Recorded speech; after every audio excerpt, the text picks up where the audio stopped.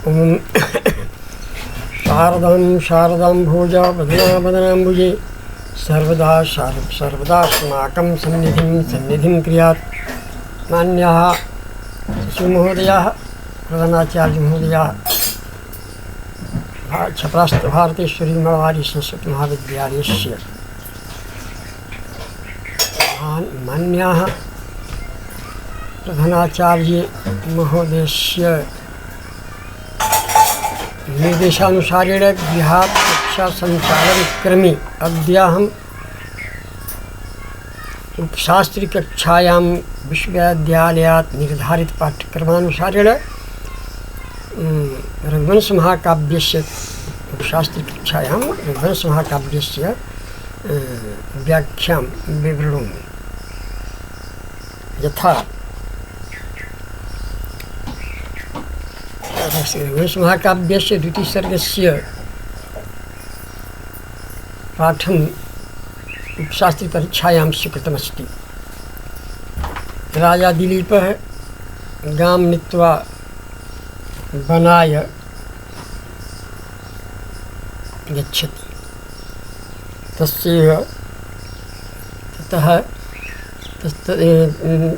ततः एव वृत्तान्तमध्ये निवेद्यं वर्तते महाकविना। व्रताय तेनानुचरेण धेनुर्निषेधिशेषोऽप्यनुयायिवर्गः स चान्यतस्तस्य शरीररक्षा स्ववीर्यगुप्ता हि मनोः प्रसूतिः। अस्य सन्दर्भं प्रस्तुतोऽयं श्लोकः कविताकामिनी विलासस्य दीपशिखोपाधिविभूषितस्य विश्ववन्द्य अभिज्ञानशाकुन्तलं नाटकस्य कर्तारः कविताकामिनी कविकुलगुरोः महाकविकालिदासस्य रघुवंश महाकाव्यस्य द्वितीयसर्गात् उद्धृतोऽस्ति। प्रस्तुते श्लोकेऽस्मिन् राजा दिलीपः धेनोः व्रताय न्यषेधि। यतः श्लोकेऽस्मिन् कविना उक्तं यत् राज्ञः कोऽपि अनुचरः कान्तारे नास्ति। पुनरपि मनोः प्रसूतिः मनुवंशीयाः राजानः स्ववीर्यगुप्ताः भवन्ति। स्वकीयपराक्रमेण स्वकीयतेजसा ओजसा वीर्येण पराक्रमेण संयुक्ताः भवन्ति। यथा अन्वयः प्रस्तुते श्लोकेऽस्मिन् राज्ञः दिलीपस्य गोसेवायाः वर्णनं वर्तते। व्रताय तेनानुचरेण धेनुर्निषेधिशेषोऽप्यनुयायिवर्गः।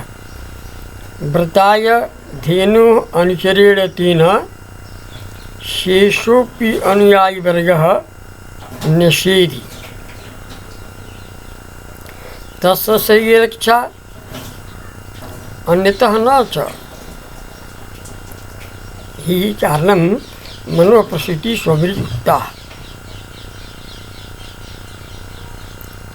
व्रताय धेनु अनुचरेण धेनुः नन्दिन्याः अनुचरेण न तु जीवनाय इति भावः। तेन दिलीपेन व्रताय धेनु अनुचरेण तेन दिलीपेन शेष अवशिष्टोऽपि अनुयायिवर्गः अनुचरवर्गः न्यषेधि निवर्तितः विसर्जितः। शेषं किं सुदक्षिणापेक्षया कथं तर्हि आत्मरक्षणं भविष्यति। हि कारणं यत् तस्य दिलीपस्य शरीररक्षा अन्यतः पुरुषान्तरात् न। यतः हि यस्मात् कारणात् मनोः प्रसूतिः मनुवंशीयाः राजानः मनो प्रसूति संतति स्ववीर्यगुप्ता स्ववीर्येण स्वकीय प्रकार पराक्रमेणैव रक्षिता भवन्ति न स्वनिर्वाहकस्य परापेक्षा इति भावः।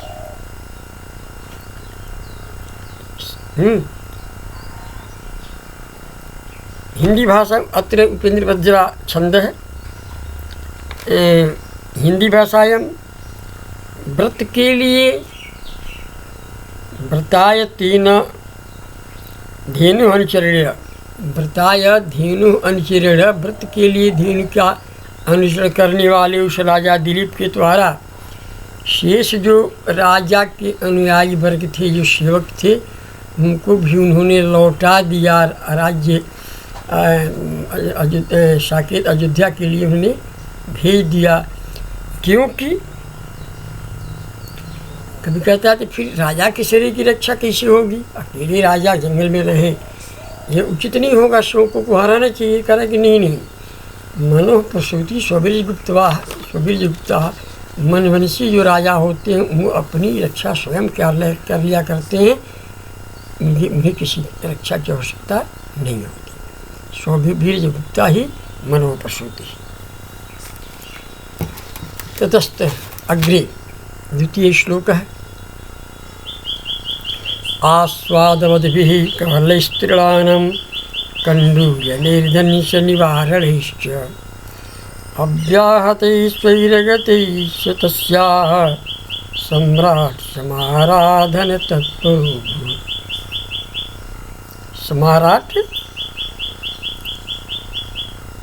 समाराधन तत्परो भूत। सम्राट सह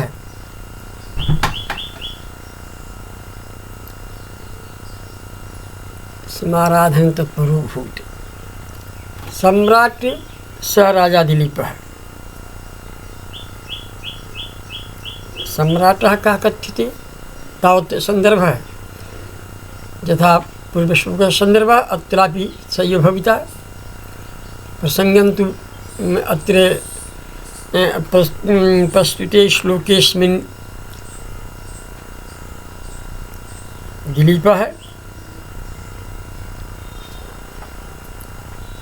नंदिन्याः कांतारे जंगले वने नंदिन्याः सेवाकर्म करोति इति प्रसंगः। सः सम्राट राजा दिलीपः आस्वादवद्भिः त्रीणानां कवलैः कण्डूयनैः धनुषनिवारणैः अव्याहतैश्वर्यगतैव तस्या समाराधन तत्परः अभूत्। सम्राट इत्यस्य परिभाषा वर्तते सम्राटः मण्डलेश्वरः। जेनिष्ठं राजसूयेन मण्डलस्येश्वरस्य च यः शास्त्री यश्चाज्ञाराज्ञः स सम्राट इत्यवरः। जिसने राजसूय यज्ञ कर लिया हो और जिसके अधीन पृथ्वी के समस्त राजा उसके आदेशों का पालन करते हों, उसे ही सम्राट कहलाने का अधिकार है। रघुवंश की राजा ही सम्राट हुआ करते थे। सह राजा दिलीपः आस्वादवद्भिः रसवद्भिः स्वादयुक्तैः त्रीणानां कवलैः ग्रासैः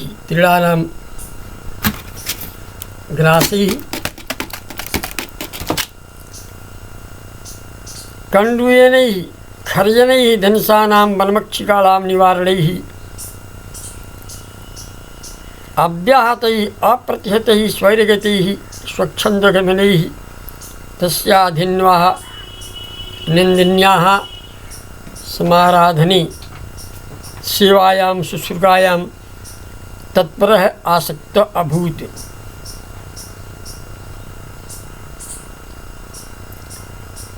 सह राजा दिलीपः नन्दिन्याः धिन्वाः नन्दिन्याः समाराधने सेवायां तत्परः आसक्तः शुश्रूषासक्तः अभूत्।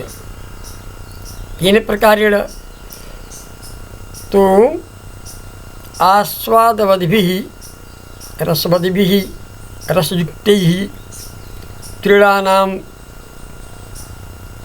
कवलैः ग्रासैः कण्डूयनैः खर्जनैः दंशकानां मक्षिकाणां निवारणैः अव्यागतैः अप्रतिहतैः स्वैरगतैः स्वच्छन्दगमनैः तस्याधन्वा समाराधन तत्परः अभूत् सेवायां तत्परो भूत्। हिंदी भाषायाम् अस्यायम् अर्थः यत् वह राजा दिलीप नंदिनी की सेवा करने लगे। कैसे सेवा करते हैं? वह आस्वादवद्भिः कवलैः, जो उन्हें अच्छा लगने वाली घास है उसे खिला उला करके उसे तोड़ के उसको खिलाते हैं। तृणानाम कवलैः, ऐसे तृण घासों के कवल को दे करके कंडुए नहीं, नंदिनी पर यदि वन की मच्छियाँ बैठती हैं, मच्छर उच्छर लगते हैं तो उसको कंडुए नहीं खुजला उजला करके उसको हटाते अपसारित करते हैं। दंश निवारण, जो दंश मच्छर है उनको निवारित करते हैं, हाथ करके उनके दिए नंदिनी के दिए पर मच्छर इत्यादि बढ़ करके उसको चोट न पहुँचाए, काटे न है। ऐसे अव्याहत ही न व्याहत ही अव्याहत ही, जो व्याहत नहीं है, अवरोधित नहीं है,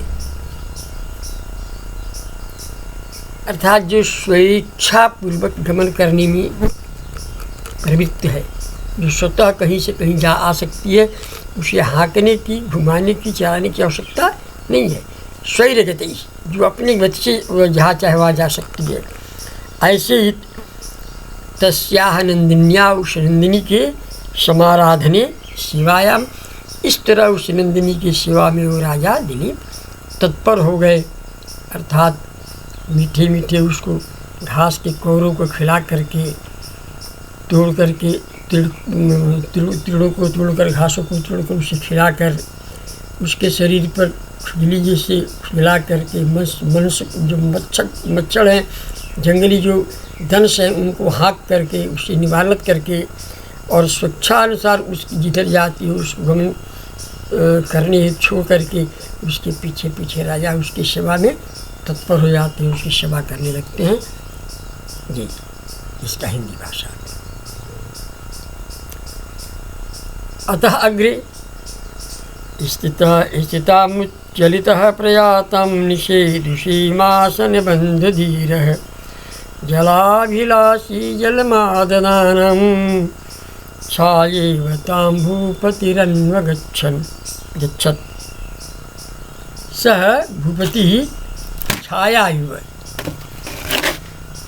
स भूपतिः छाया इव अन्वगच्छत्। यथा छाया जीवितस्य मनुष्यस्य वा जन्तुः वृक्षस्य वा यस्य कश्चित् वा अनुकरणं करोति, तदेव राजापि तस्यानन्दिन्या अनुकरणं करोति। संदर्भसयो भविता पूर्वश्लोकस्य प्रसङ्गः प्रस्तुते श्लोकेऽस्मिन् दिलीपः नन्दिन्याः स्वाभिमुखं यथा यथं करोति तथा तथैव आचरति व्यवहरति। यथा अन्वयः भूपतिः राजा दिलीपः तां स्थितामुच्चलितः प्रयातां निषेधुषीमासनबन्धधीरः जलाभिलाषी जलमाददानं छायैव तां भूपतिः अनुगच्छत्। भूपतिः राजा दिलीपः तां नन्दिनीं स्थितां सति स्थितः, यदा सा स्थिता भवति तथा राजा स्थितः, प्रयातां यदा सा गच्छति तदा राजापि उच्चलितः क्रमेण पश्चात् गच्छति। निषेधुषीं यदा सा भूमौ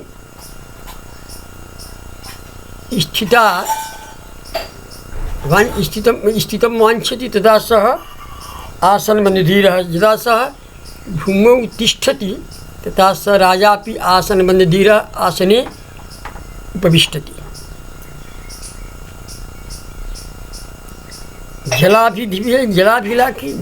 यदा स जलं वाञ्छति सा आनन्दिनी जलं वाञ्छति जलाभिलाषी जलम आददानं सति जलाभिलाषी। यदा स जलं वाञ्छति स जलम् आददाति नयति।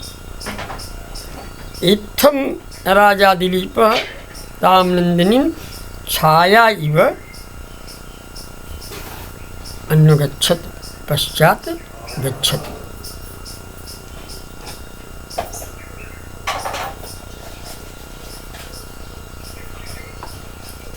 अत्र आसनबन्धे उपवेशने धीरा स्थितो उपविष्टः जलम् आददानां पिबन्तीं जलाभिलाषी स जलमपि पिबति इति तस्याः नन्दिन्याः अनुसरणं करोति राजा दिलीपः इति अन्वयः। अर्थात ये राजा दिलीप उस नंदिनी के जब वह चलती है तो चलते हैं, रुक जाती है तो रुक जाते हैं। स्थिता जब वह रुक जाती है तो स्थिता में रुक जाते हैं। और प्रयाताम चलिता है प्रकर्षणे जाताम गच्छन्तीम, जब वो चलने लगती है तो भी पीछे पीछे चलने लगती है। आसन मंदिर है निषेधुषी, जब वह बैठ जाती है तो भी आसन ला करके बैठ जाते हैं। जब उसे जल की अभिलाषा होती है तो जल उसको पिला कर स्वतः जल पीते हैं। इस तरह जैसे मनुष्य का अनुकरण उसकी छाया करती है, वैसे राजा दिलीप भी नंदिनी का छाया के समान अनुकरण करते हैं। छाया इव उपमा है, भूपति अन्वगच्छत् अनुपश्चात गच्छत् अगच्छत्, राजा उसके पीछे पीछे चले। अत्र उपमालंकार है। एवं अग्रे सन्यस्त चिह्नामपि राजलक्ष्मीं तेजो विशेषानुविदां दधानः आसीदनाविष्कृतदानराजीरन्तर्मदावस्थ इव दीपेन्द्रः।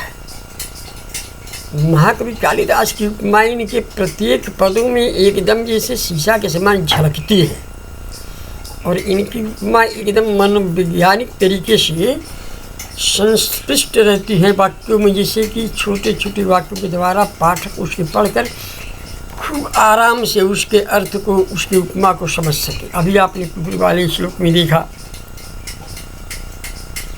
छाया इव अन्नगच्छत्, राजा एक छाया के समान नंदिनी के पीछे पीछे चल रहे। छाया इव आगे लिया है, श्रुतेरिवार्थम स्मृतिरन्नगच्छत्, जैसे श्रुतियाँ स्मृति का स्मृतियों का जो स्मृतियाँ हैं वे स्मृतियाँ श्रुति का अनुकरण करती हैं। श्रुते अर्थम स्मृतिरिव, जैसे वेदों के वाक्यों का अनुसरण जो है स्मृति ग्रंथ करते हैं, वैसे ही राजा दिलीप का अनुसरण सुदक्षिणा कर रही है। कितनी सटीक, कितनी मनोवैज्ञानिक उपमा है। यहाँ भी देखिए, आविष्कृत दानराजी अंतर्वदावस्थ द्वीपेन्द्र इव,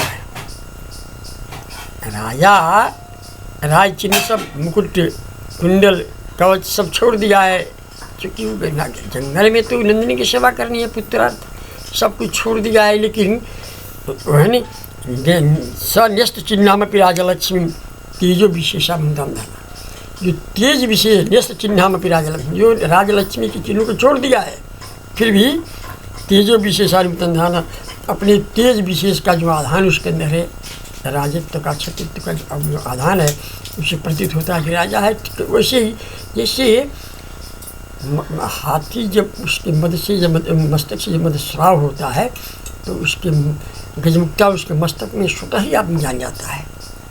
इतनी सुंदर उपमा भाग बिन दिया है। अस्तु, इसके बाद व्याख्या फिर मैं दूसरी घंटी।